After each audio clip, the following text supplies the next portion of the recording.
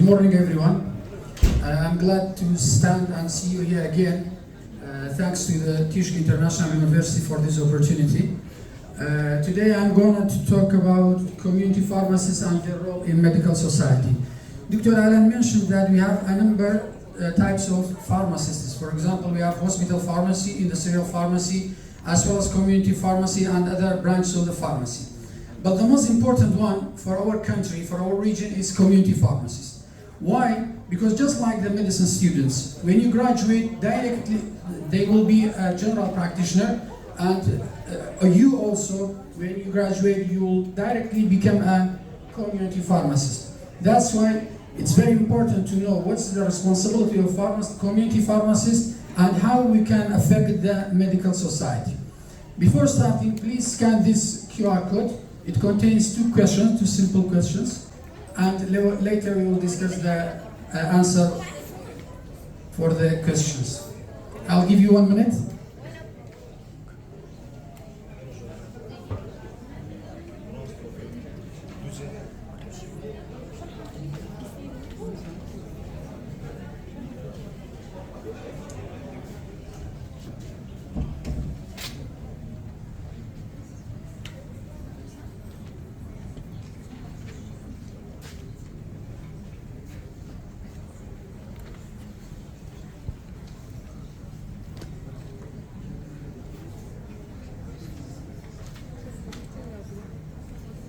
I think it's easy questions.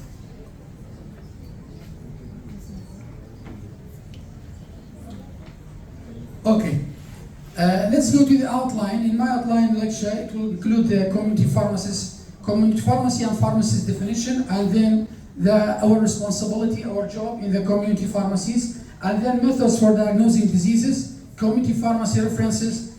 The most important question for pharmacy students: what do I need to know about the drugs to be a successful community pharmacist? The students always ask me about this question. And lastly, if we have a time, we'll take some case study using community pharmacy references. First of all, as again mentioned by Dr. Alan, community pharmacy is also called the retail pharmacy. It's the most common type of pharmacy in our region as well. Allows the public access to their medication and advice about their health. We are the first line agent. Because you know that when a patient wants to go to a doctor, he needs to talk to the secretary and then see the doctor, the physician. But with our pharmacies are always open to the public, so the public can gain access directly to our knowledge. That's why we are the most accessible to the public, and we are responsible for the prescription, and we are legally permitted to sell them without a prescription. So we can dispense drugs even without prescription according to the rules. Command, we have 5 general responsibilities, and there are other responsibilities as well, but those are the most important one. The first one is processing prescriptions, and then care to the patient. Third one is the small-scale manufacture of medicine and informing the healthcare professionals and the public, like just we are doing now, and responding to the symptoms of minor ailments. In the first question of the QR code, I asked it which of the following cases can be treated by the pharmacist, and it contains 4 cases. Actually, they are all can be treated by the pharmacists, okay? According to the rules, we have referral points, but it can be all of them treated by the community pharmacist. And I will go to this point later. Regarding the first point, which is processing of the prescription, pharmacists are the only healthcare professional who can process the prescription. So neither the medical assistant, neither the physician, ophthalmologist, and etc. cannot process the prescription. It's the job of the community pharmacist only, okay? And processing of information includes 3D, okay? When we say processing of prescription, it includes 3 informations. Determine the prescribed drug, what the drug is prescribed, and then the daily dose, and lastly, duration of the treatment. For example, see these examples of the prescription. The first one is amoxicillin, 250 milligram tablets. So this is the drug that determines the first D. And then it's given 3 times daily, duration, okay, and then for 7 days, duration and the daily dose. This is the basic 3 points of each prescription that you must process in order to process prescriptions.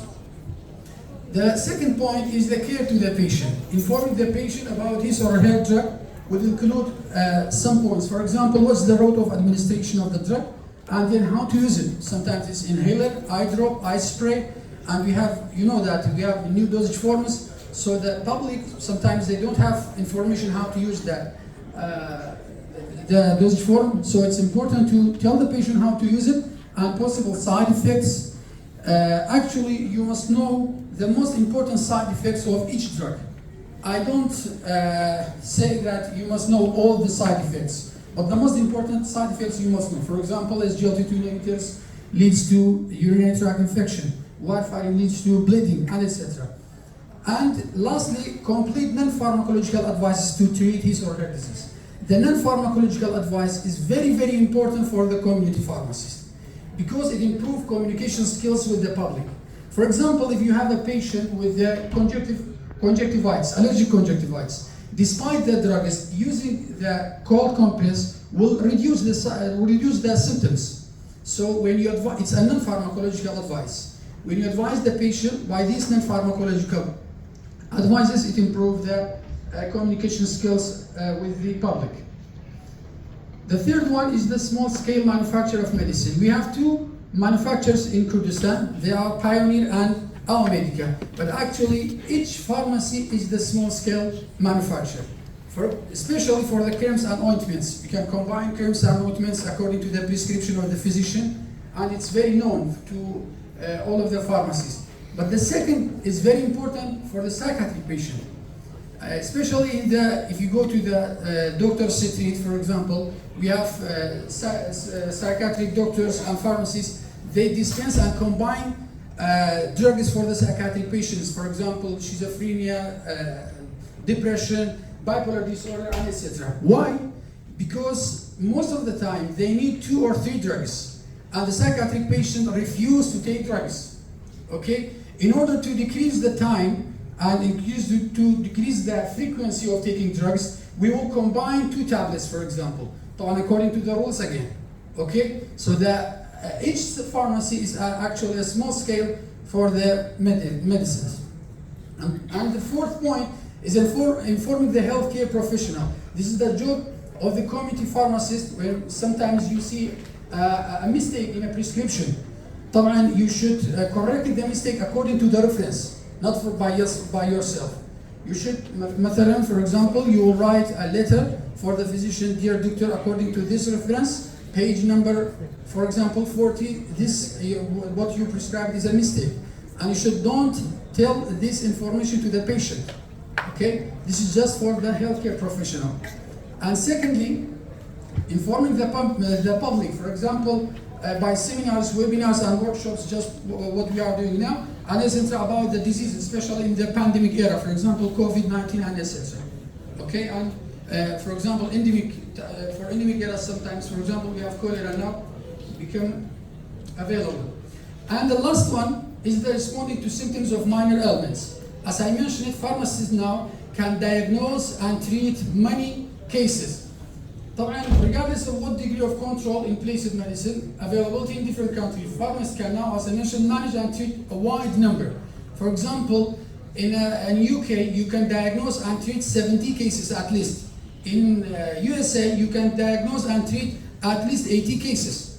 Okay? This is according to rules. All systems in the body, and it's not an exception for a system, the CNS disease cannot be treated, no. Every symptom in the body, including those diseases, for example, respiratory, GIT, integumentary, even the CNS, for example, headache, can be managed by the community pharmacist. Okay?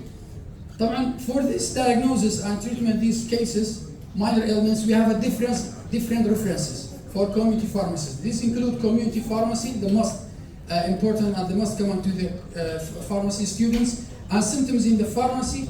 Also my book, A Basic Therapeutic Review, which is a book for the community pharmacy as well, and OTC medication, symptoms and treatment of common illnesses, are also a reference for community pharmacy, for diagnosing and treating community pharmacy. For diagnosing diseases by community pharmacists, we have 4 methods. Okay? They are mnemonics. They are called Wuhan, Incor, Ask Method, and Sit Down Sir. Okay? Each mnemonic is stand for a word as you see here. The Wuhan, the W stands for who is the patient, and the second W is stand what are the symptoms, how long have the symptoms been present, and a action taken, medication being taken. طبعا we have other methods and they can be used, and sometimes they are more detailed. For example, we have Sit Down Sir, which is mostly used for diagnosing types of pain. It includes side of the pain, intensity, and etc. But the most common type of method, diagnosing method used by community pharmacists in the world, not here only, in the world, is the Wuhan. Why? Because it's the easiest one. Okay? It's the easiest one. At the same time, it's the worst one because it does not contain deep information about the patients. Okay? For example, if you have a case of cough, okay? With the case of cough, who's the patient? And you should take the history, full history. Either he has hypertension, diabetes, for example. The syrup that you will prescribe may contain sugar and it will rise the blood sugar. That's why you should know the patient, the history of the patient. What are the symptoms? It's cough, either productive or dry cough. How long have the symptoms been present? This is very important because the cough, if it's less than 21 days, it can be managed by pharmacists, community pharmacists. But the cough that persists for more than 21 days should be referred to the physician. Okay? And in the mentioned books, especially in the community pharmacy book, we have referral points. For example, a cough with bleeding, you should refer the patient directly. Okay?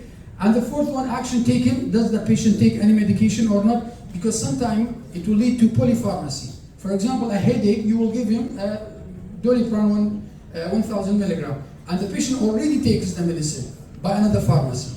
That's why you should ask if the patient takes any action or not, and then medication being taken. What do I need to know about the drugs to be successful community pharmacist? Those are the basic information that you must know about the drugs. First of all, classification. Okay? Because the classification will tell you many information about the drug. And the second point, you must know the mechanism of action. Because if you know the mechanism of action, you will know directly the side effects and the contraindications as well. Okay? And the third one, indication, what the drugs are used for. And the fourth one, common adverse effects, as I mentioned before. And we have special notes regarding the drugs. Okay? Each drug sometimes has a special note. For example, for antibiotics, in order to prevent antimicrobial resistance, as mentioned by Dr. You should tell the patient that he must complete the course. At least this information should be given to the patient. And dosage forms, what are the dosage forms that are available for this drug? And lastly, the daily doses. Let's take an example. For example, we have azithromycin. Azithromycin belongs to the, which class? It's antibiotic. In which group? Macrolides, yes. Macrolides. If you know the classification is macrolide, you will know directly that the mechanism of action of macrolide is the inhibition of protein synthesis by inhibiting 57 unit of the ribosome. Okay? So you will know directly the mechanism of action. And then the indication is used for tonsillitis, pharyngitis, and bronchitis, and etc. Okay? Common adverse effects, it leads to diarrhea. And special notes, it's used once daily, for example, and it's contraindicated or should be taken with very caution for patients with jaundice. Dosage forms, what are the dosage forms for azithromycin? We have capsules, tablets, oral suspension, and oral suspension is the syrup as well. We have another dosage form, eye drops. We have azithromycin eye drops as well. And the daily dose is used once daily for most of the cases, for 3 days, and we have cases that's used for 5 days and even more. For example, if we take an example, in order to diagnose how community pharmacists diagnose and treat the cases. We have a case study here. A patient comes to the pharmacy, community pharmacy, with the following symptom: redness in both eyes, itching, watery discharge. Okay? Associated with runny nose and sore throat. طبعا this information, the patient will not directly tell you, because the patient don't know the bunch of symptoms that are used for diagnosing a disease. Okay? You should ask. The patient comes to the pharmacy, only says to you, please, dear pharmacist, I have redness on the eye. And you must ask, do you have itching? Do you have watery discharge? Do you have any other symptoms? Okay? And the patient will not tell you every detail about his case because he does not know symptoms and signs of the disease. You must ask. After knowing the history and the symptoms, regarding the community pharmacy, in the community pharmacy we have this table, okay? The eyes affected, discharge, pain, distribution of redness, associated symptom. Look, in the allergic one, we have eyes affected, both redness of the both eyes, discharge, watery, as mentioned by the patient, because we have purulent discharge with bacterial conjunctivitis. And the type of the pain is not gritty feeling, it's itchy. So we will decide that this case is allergic conjunctivitis. Especially the patient has rhinitis as well, sore throat and runny nose. So you will know the patient that has allergic conjunctivitis. This is the diagnosis table. Then we have what? We have the pharmacological treatment for the allergic conjunctivitis. The community pharmacy reference prescribed some drugs, for example, sodium chromoglycate and antazolene in the antihistamine group. Also, we have olopatadine and other groups. And in the sympathomimetic, we have nafazolene. Nafazolene reduces the redness, antihistamine reduces the itching, and you can prescribe this medication to the patient. Even it's an ophthalmic case. It's another case for the headache. You can use same table that's available in the community pharmacy to diagnose the case and to prescribe, dispense the drugs. Thank you for listening. And if you have any questions, I will answer. Dr. Marwan, Yes. you said about non-pharmacological advice. What basically non-pharmacological Yes. advice you are giving during, like with patient counseling? Yeah. And second thing you told about that psychiatric patient, like the community pharmacist can manufacture Yes. drug for like psychiatric patient. Yes. Without following GMP, it is No. It is This is- manufacturing yes. or it is just mixing of some medicine. Yeah, let's answer the second question and then go to the one. Yes. The first. The physician or the psychologist will prescribe a drug, two drugs for example. He says to you, combine these two drugs, this milligram of this drug and the second drug, this dose, okay? And you have the drug as a monotherapy. And for example, we have sertraline in one tablet and we have diazepam in the other. The physician, the psychologist will tell you combine 5 tablets from sertraline and 20 tablets from diazepam. And you will crush the tablets that are available in the pharmacy and put it in the new capsule. The patient can now take 2 drugs in 1 capsule. This is the small scale manufacturing. So this is basically not manufacturing, this is compounding. Compounding, yes. Yes, compounding.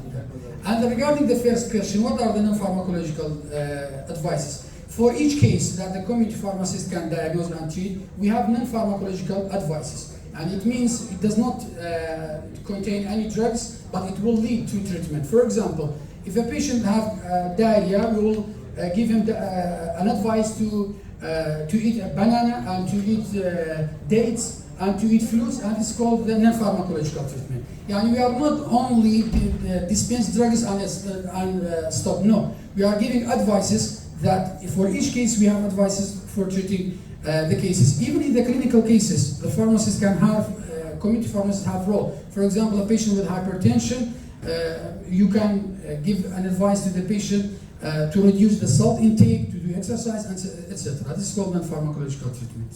Thank you. You're welcome.